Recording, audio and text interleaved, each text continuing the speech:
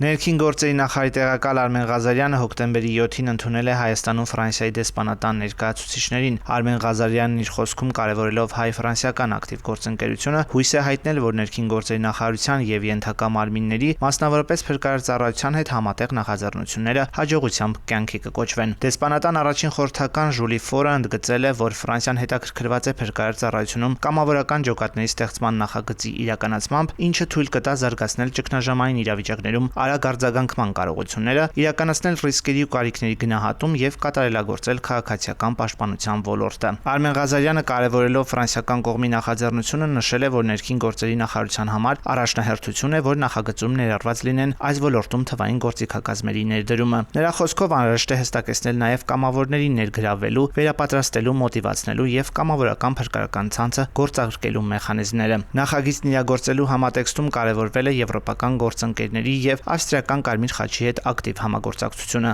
Քննարկվել են համագործակցությունը շարունակելու եւ ընդլայնելու ուղղությամբ մի շարք հարցեր։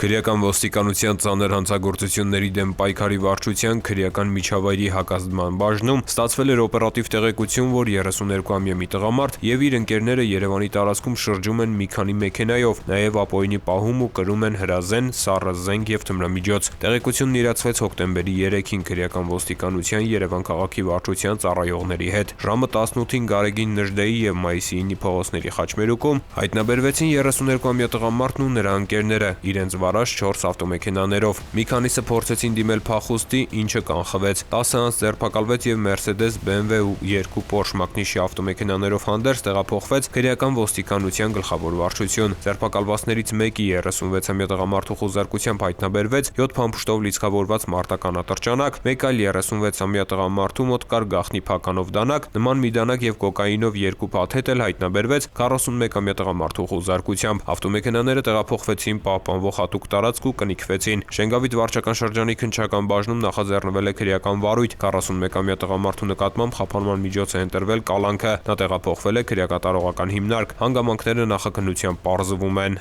Ծանուցում ենթադրյալ հանցանքի մեջ կասկածվողը կամ մեղադրվողը համարվում է անմեղ, քանի դեռ նրա մեղավորությունը ապացուցված չէ Հայաստանի Հանրապետության քրեական դատավարության օրենսգրքով սահմանված կարգով, դատարանի օրինական ուժի մեջ մտած դատավճռով։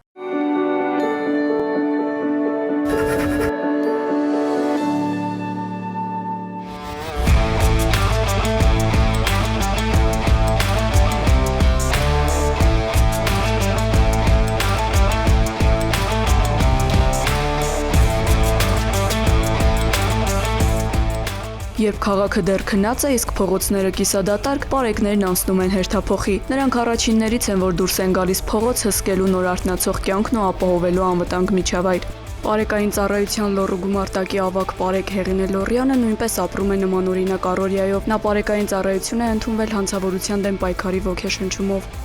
2022 թվականից ծառայում եմ պարեկային ծառայությունում, որոշեցի ընտրել պարեկային ծառայությունը, քանի որ միշտ հետաքրքրված եմ եղել իրավական ոլորտով եւ ցանկանում եմ օգնել հասարակությանը իմ գիտելիքները կիրառելով գործնականում։ Հեղինեի համար ծառայությունը պարզապես աշխատանք չէ, այլ պատասխանատվություն ու նվիրում։ Համազգեստը պարզապես հագուստ չէ, այլ հպարտություն ու արժանապատվություն։ Իսկ երբ պատասխանատու ծառայությանն ու համազգեստի պատվավոր ներկայությանը գումարվում են կանացի խստապահանջությունն ու նրբությունը, ձևավորվում է հակասություններով լի մի կերպար, որը կարծրատիպեր է կոտրում։ Հասարակության մեջ կան կարծրատիպեր, որ ոստիկանությունը տղամարդկանց գործն է, կանայք իրավունք չունեն ծառայելու ոստիկանությունում, սակայն ես կարող եմ պնդել, որ կանայք նույնպես ուժեղ են, համառ եւ նպատակասլաց եւ կարող են ինքնուրույն կազմակերպել իրենց ծառայությունը արդյունավետ կերպով եւ կարող են արժանապատվորեն կրել համազգեստը եւ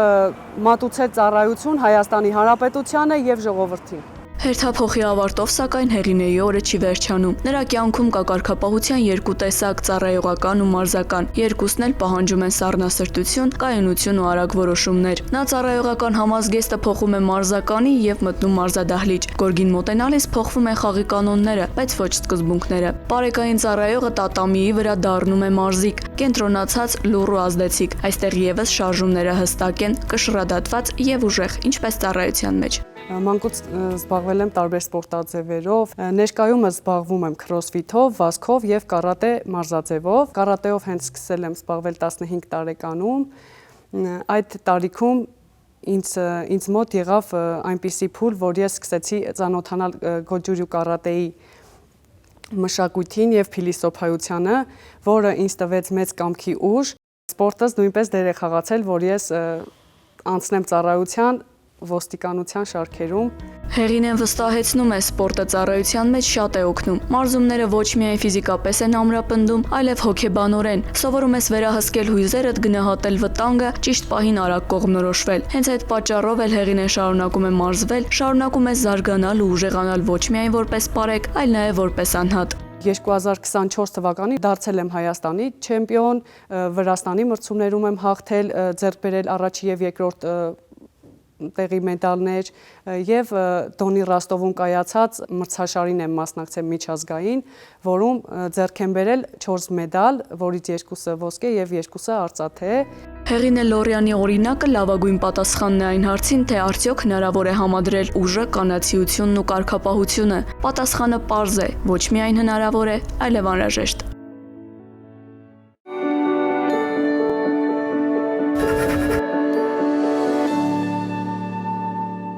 Հոկտեմբերի 6-ից նախագործարկվում է քաղաքացիության գործերի էլեկտրոնային համակարգը։ Դիմումատուները հնարավորություն կունենան առցանց գրանցվել հարթակում, ստեղծել, խմբագրել եւ ներկայացնել Հայաստանի քաղաքացիություն ստանալու կամ դադարեցնելու նախնական հայտ, ամրագրել միգրացիա եւ քաղաքացիության ծառայություն այցելության օր ոչ շուտ, քան 2026 թվականի հունվարի 22-ը։ Հայաստանի Հանրապետության քաղաքացիները նոր համակարգում գրանցվելու են բացառապես ԵՍՄ ազգային նույնականացման հարթակի միջոցով, ինչի համար անհրաժեշտ է նույնականացման քարտ եւ էլեկտրոնային թվային ստորագրություն։ Օտարերկրյա քաղաքացիները, փախստականի կարգավիճակ ունեցող եւ քաղաքացիություն չունեցող անձինք գրանցվելու են ըստ ցանկության, խիստ նույնականացմամբ կամ էլեկտրոնային փոստի վավերացմամբ կցելով ճամփորդական փաստաթղթի լուսապատճենը։ Նախնական հայտի ներկայացումից հետո անհրաժեշտ է կատարել պետական տուրքի վճարում ոչ ուշ, քան ընտրված այցելության օրվանից 10 օր առաջ։ Վճարումը չկատարելու դեպքում ամրագրած օրը չեղարկվում է։ Կյանքն անգին է։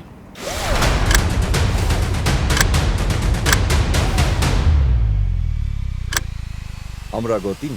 կյանքեր է փրկում։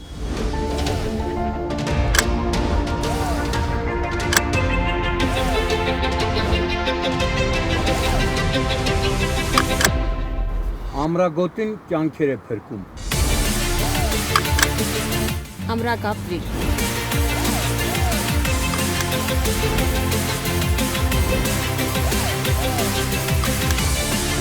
Ամրագոտին կյանք է փրկում։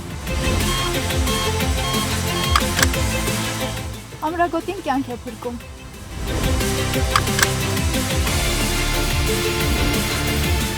Ամրագոտին կյանք է փրկում։ Ամրագոտին Կյանք է փրկում։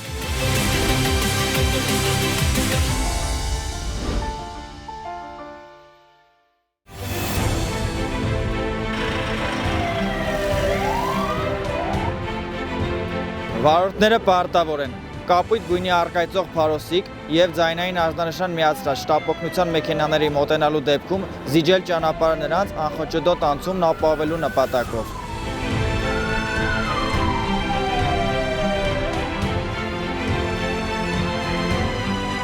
Ճանապարհը չզիջելը առաջացնում է տուգանքի նշանակում նվազագույն աշխատավարձի 20 ապատիկի չափով 20,000 դրամ։ Իսկ զիջելու ընթացքում որևէ իրավախախտում կատարելը այլ հնարավորության բացակայության պայմաններում վարչական պատասխանատվություն չի նախատեսում։ Զիջիր ճանապարհը, րոպեն կարող է կյանք արժենալ։